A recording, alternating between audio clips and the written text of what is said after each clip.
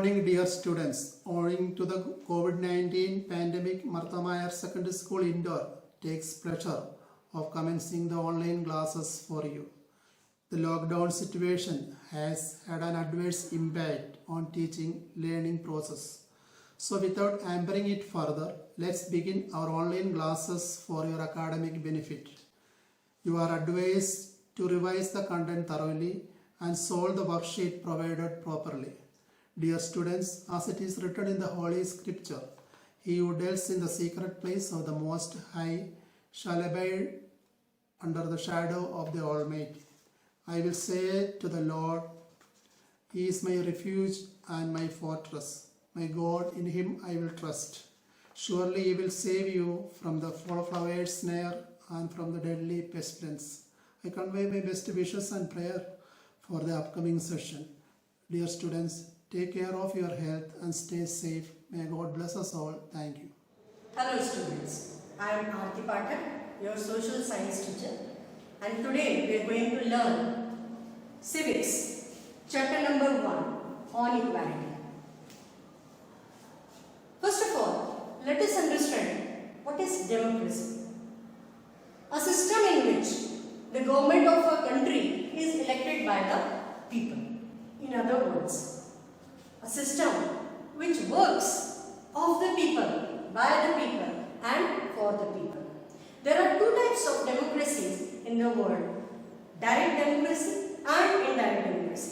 Direct democracy, where people gather at a place and voted for the issues and bills directly. And in indirect democracies, people voted to the representatives and elect the government. Then there are some key features of democracies which we elaborate one by one.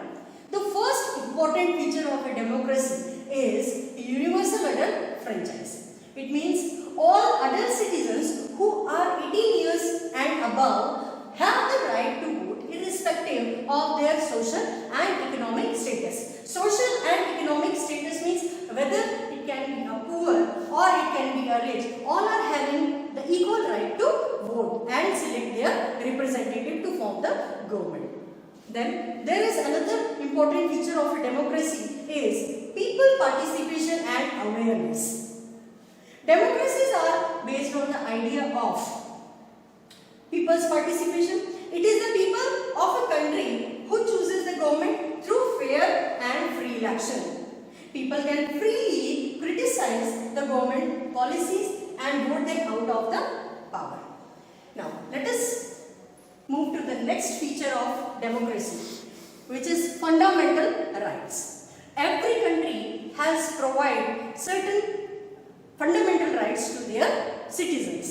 In India, every citizen has certain basic rights that are guaranteed by the Indian Constitution.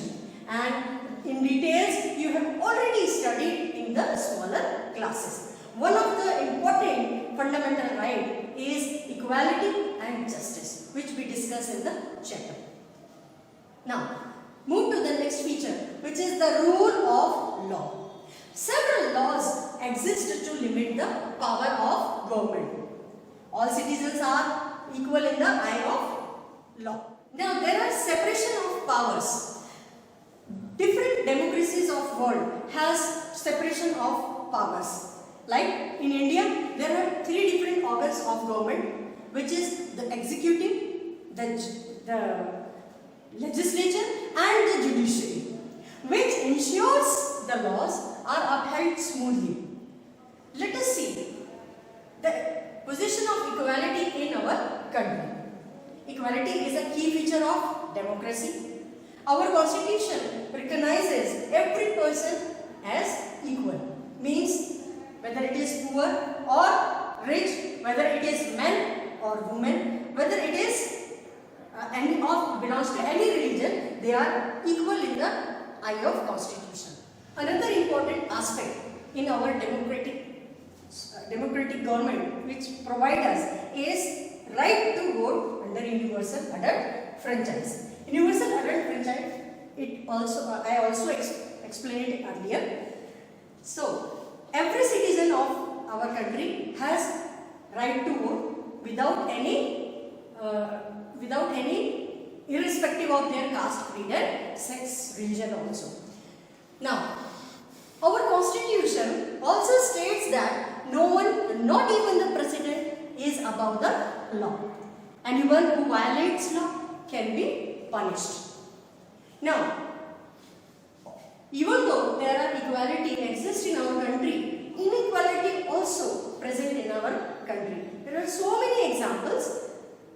Then let us know what are the different aspects of inequality exist in our country. First of all, discrimination on the basis of caste, sex or religion. There is discrimination present in our society on the basis of caste, sex and religion. There are so many examples given in the textbook. Dalits and poor still face social discrimination in the field of education and jobs. There is example given in the textbook about Om Prakash Valmiki. Om Prakash Valmiki was the Dalit writer who wrote his autobiography Juthan. In he shares his experience of growing up as a Dalit boy. Now, there is inequality exists between man and woman or boy and girl. Usually in India, there are people having stereotype thinking. They thought about the boy as a hard corner and the girl as a soft corner. Boys are treated as stronger position, whereas girls are treated as a weaker position. They are motivated to go in a field of like electrical engineer or army field, but whereas girls are guided to be choose the jobs like teaching, nursing, etc. Now, there is a struggle for basic needs also like food, clothing, shelter and medical care. In our country, poor people are not getting such basic necessities like food, clothing, shelter and medical care. They have to struggle harder for getting such type of facilities. Poor people are being exploited by getting poor wages. This is also another weak point of our country, that every rich person is exploiting the poor people by giving them very less wages. And then dignity of individual is violated. There is, as you know, that our country is a diverse country. People are living living with different religion.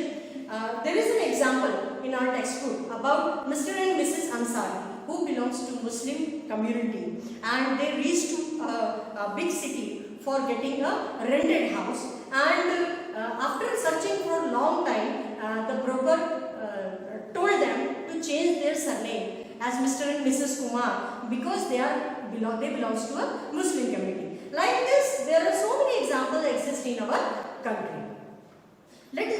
These are all about the chapter. We will be concluding it in the next video. Till then, thank you.